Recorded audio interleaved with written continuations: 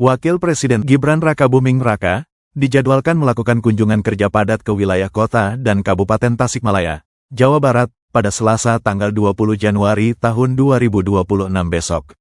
Agenda kunjungan Gibran akan menyasar berbagai sektor vital, mulai dari pemantauan ekonomi pasar tradisional, layanan kesehatan, hingga simulasi program unggulan makan bergizi gratis. Berdasarkan informasi yang dihimpun, Wapres Gibran akan meninjau langsung kondisi pasar Cikurubuk dan pasar Pancasila. Kunjungan ke pasar Cikurubuk menjadi sorotan khusus mengingat kondisi pasar induk tersebut sedang mengalami penurunan aktivitas pedagang yang signifikan belakangan ini. Gibran dijadwalkan melihat langsung kondisi kios dan los di kedua pasar tersebut. Tak hanya di kota, Gibran juga akan bergerak ke Kabupaten Tasikmalaya untuk meninjau sentra kerajinan tangan di Raja Polah, yang menjadi salah satu ikon UMKM daerah tersebut. Sektor kesehatan dan pendidikan juga menjadi prioritas. Gibran akan meninjau pelayanan poli di RSUD Dr. Soekarjo, Kota Tasikmalaya, dan memantau pelaksanaan program cek kesehatan gratis di sejumlah puskesmas. Gibran juga akan meninjau langsung pembagian program makan bergizi gratis bagi siswa di SMA Negeri 2 Tasikmalaya.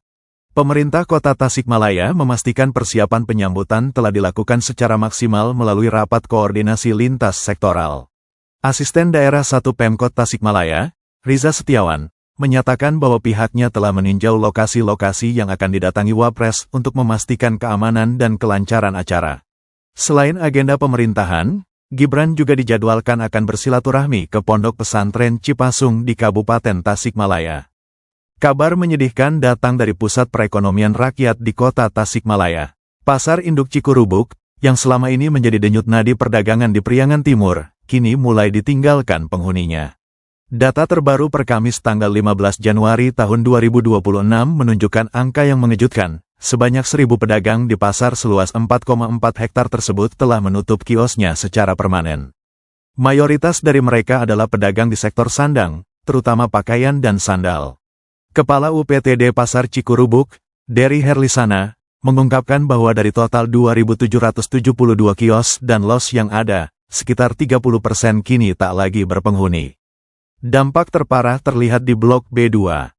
Dery menjelaskan fenomena gulung tikar massal ini bukan disebabkan oleh kenaikan retribusi daerah, melainkan perubahan pola belanja masyarakat. 3 faktor utama yang merobohkan usaha para pedagang adalah gempuran pasar online dengan harga miring di marketplace membuat pedagang konvensional kalah saing. Munculnya toko-toko modern di luar area pasar menggerus omset pedagang di dalam, serta kondisi ekonomi yang lesu membuat masyarakat menahan belanja sekunder seperti pakaian. Dery menepis isu bahwa kenaikan retribusi sesuai Perda Nomor 1 Tahun 2024 menjadi penyebabnya. Menurutnya, tarif retribusi masih sangat terjangkau, yakni naik dari Rp300 menjadi Rp500 per meter. Faktor kenyamanan dan infrastruktur juga menjadi sorotan. Dery mengakui kondisi pasar saat ini kurang diminati generasi muda. Pengunjung pasar Cikurubuk kini didominasi oleh kalangan lanjut usia. Pihak UPTD berencana melakukan penataan besar-besaran pada tahun 2026 untuk memperbaiki fasilitas umum dan sosial agar pasar tidak terlihat kumuh.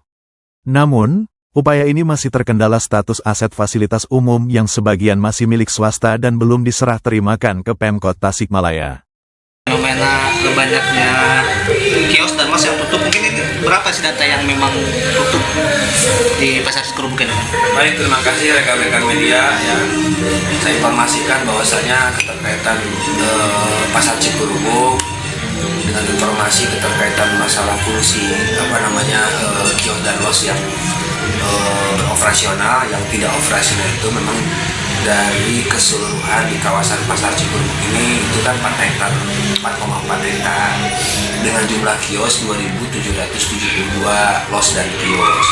Nah, kalau melihat dari sisi existing yang ada di lapangan setelah kami cek ini belum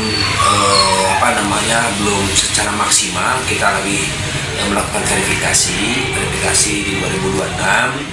Jadi melihat dari sisi administrasi ini bahwasanya dari jumlah 2.772 ini diasumsikan ini 30% kios dan los itu tutup.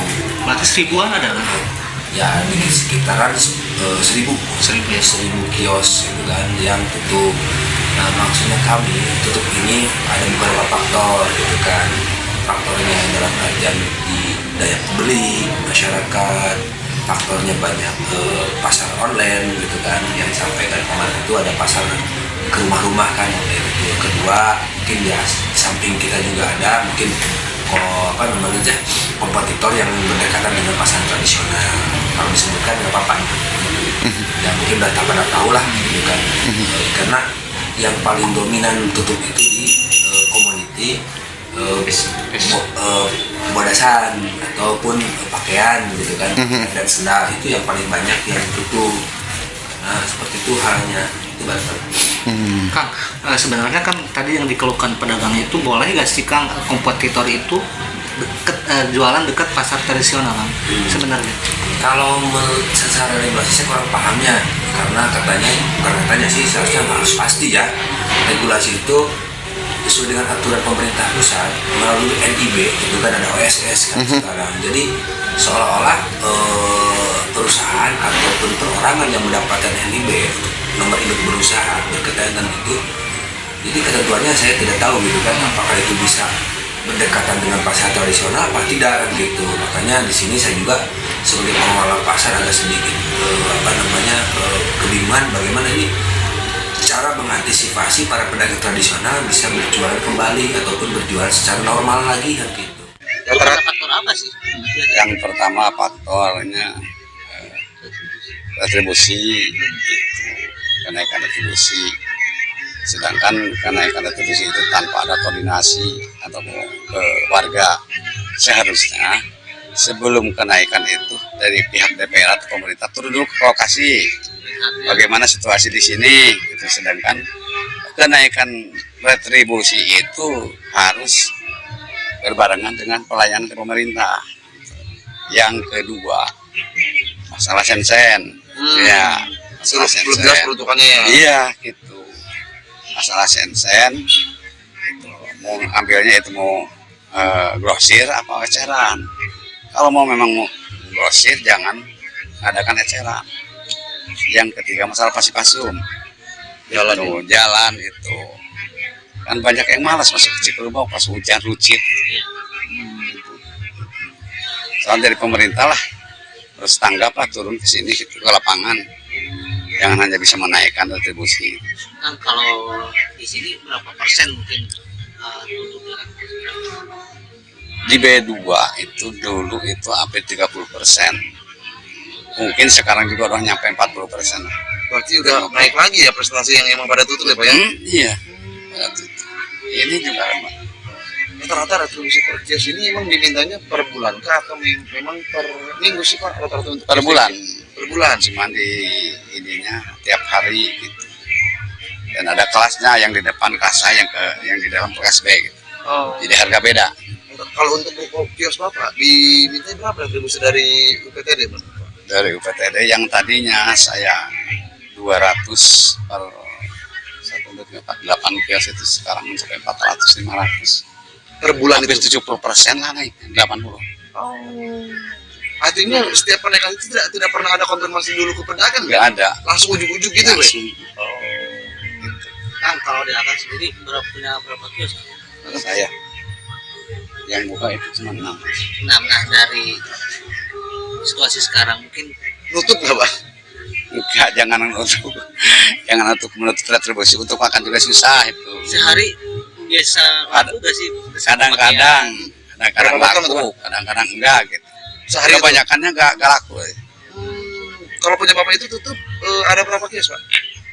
2. Itu dua-duanya kios sendal, sepatu atau baju sama?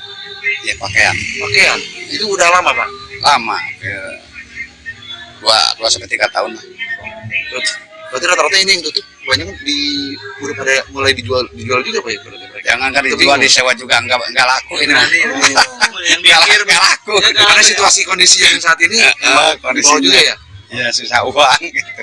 Banyak yang mau dikontrak tapi enggak laku. Keadaan situasi sekarang kan begini.